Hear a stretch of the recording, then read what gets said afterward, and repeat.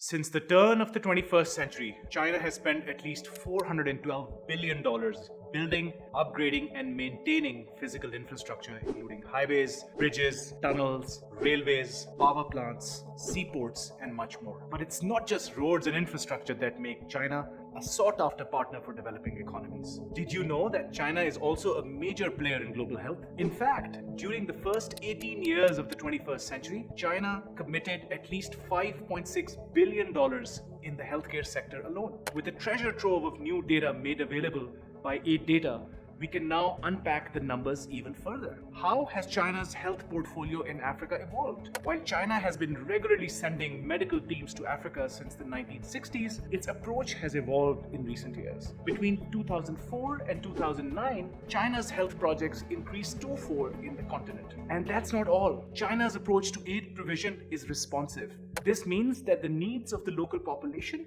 and aid recipients dictate the support given to beneficiaries. What's more is that scientific advances in China are made available to relevant populations. When Chinese scientists bagged the Nobel Prize in Chemistry for a radical new malaria treatment, they eliminated the disease in China. And soon thereafter, China increased the provision of anti-malarial drugs to Africa by 20-fold within a single year. China benefited from this too by becoming the leading supplier of malaria control interventions globally. But overall, which subsectors within health did China prioritize? Nearly half of all projects in Africa were focused on basic healthcare services that directly benefit patients looking for primary care. This includes medicines and vaccines. This was followed by malaria control interventions and the construction of basic health infrastructure such as hospitals and clinics all over Africa. So which countries did China prioritize and why? Most projects were committed to East African countries such as Tanzania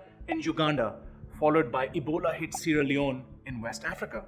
But it also provided substantial health aid to key resource-rich countries like Angola, where China has by far the largest portfolio of Belt and Road projects in the continent. This raises the question of whether China's health interventions are entirely benevolent, or are they designed to support key allies which are critical for China's own long-term national security interests? Only time will tell. While China has made leaps and bounds in development and assistance activities, it rarely shares its data on aid provision publicly. This is a space where China could help improve the global aid and development sector by sharing best practices, key learnings from the ground, and enabling other donors to reorient their own approaches, not just in Africa, but the world over.